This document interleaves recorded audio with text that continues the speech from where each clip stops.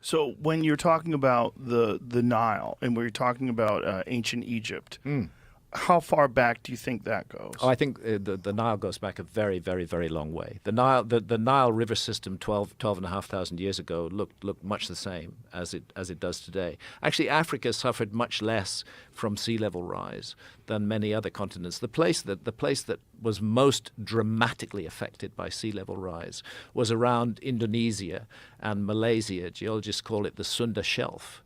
And again, it shows up on ancient maps as it looked during the Ice Age, not as it looks today. There was a continent-sized landmass that went underwater there. If your continental shelves are very shallow, and very, very limited and very deep, then you don't lose a lot of land. But if they're slow and gradual, you lose a great deal of land. Africa didn't suffer so much. The Nile River system was pretty much 12,500 years ago the way that it is today.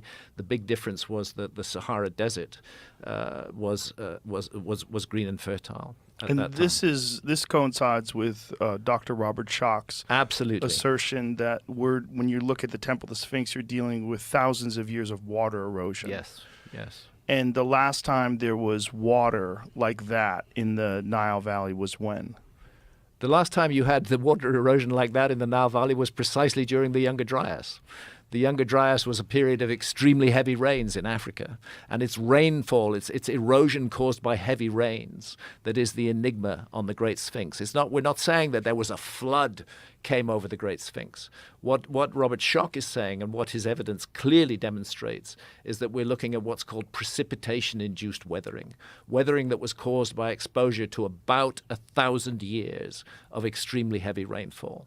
And Dr. Robert Schoch puts that 1,000 years precisely in the Younger Dryas period. That's the last time that rains of that magnitude fell on Egypt, and it's why we cannot sensibly accept the insistence of Egyptologists that the Sphinx is just 4,500 years old. By all means, yes, 2,500 BC, the ancient Egyptians were there, but I believe they found the Sphinx already created and already heavily eroded, and that they then recarved its head into the head of a pharaoh. And that head, as Robert Schoch and others have pointed out, is way too small in relation to the body. That makes sense if it was a heavily eroded lion head, which was then later cut down into the head of a pharaoh. The geology speaks to the original Sphinx being more than 12,000 years old.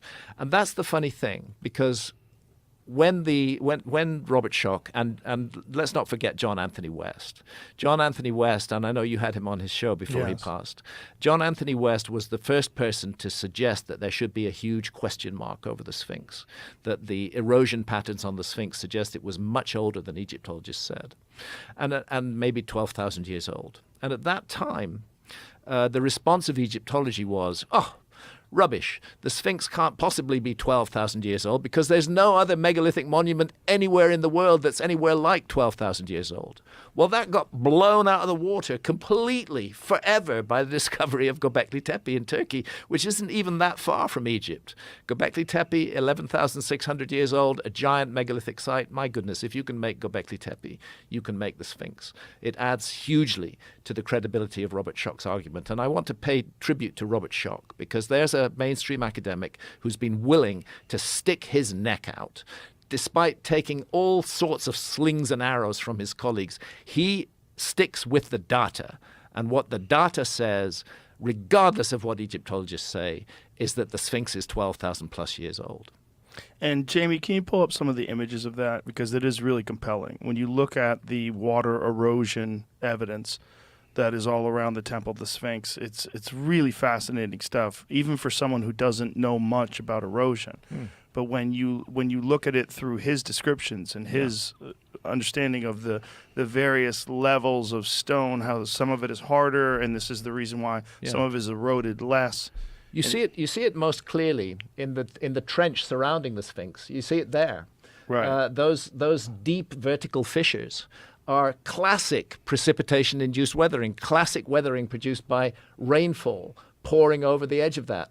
You don't see it so much on the body of the Sphinx for a very specific reason, that the body of the Sphinx has been repeatedly restored. Some of those blocks that we're looking at there were actually put in place during the Old Kingdom, when the Sphinx is supposed to have been made from new. What were they doing restoring the Sphinx 4,500 years ago if they'd just built it?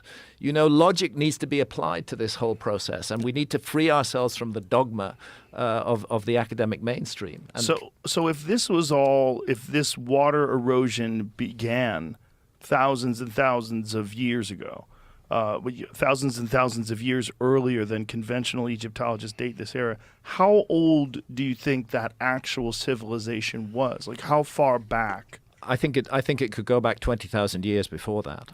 I think it was around all that time. And again, this is a point that I think needs to be made. Archaeologists will tell you that the entire population of the Earth were hunter-gatherers during the Ice Age, say 20,000 years ago, at the peak of the last Ice Age. Everybody was hunter-gatherers, according to archaeologists.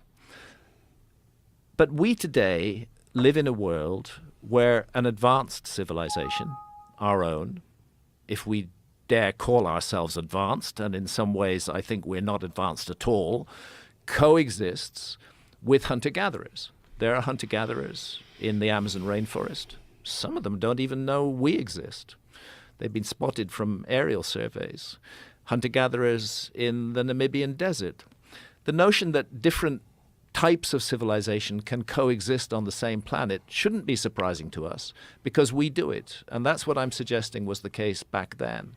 But a civilization very different from our own. They certainly had technology, enough technology to explore the Earth, enough technology to map the Earth, very advanced astronomy, knowledge of obscure astronomical phenomena such as the precession of the equinoxes, such as the obliquity of the ecliptic. I won't go into details, but it's present in ancient knowledge. There's an amazing book, which I may have mentioned to you before, Joe, a book called Hamlet's Mill.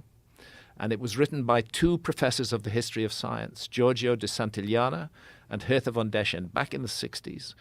And what that book is dynamite, because it shows, going back into the oldest myths and traditions of the world, highly advanced astronomical knowledge.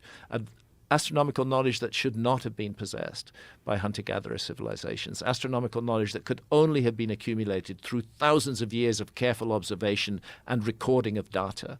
That astronomical knowledge is present in the most ancient myths of mankind. And in fact, it was that book, Hamlet's Mill, just as much as my first experience in front of the Great Pyramid, that led me to begin asking questions about the narrative of our past. And I think it's healthy that we should have an alternative narrative. And I can't understand why archaeology is so, I have to say, so afraid of alternative narratives.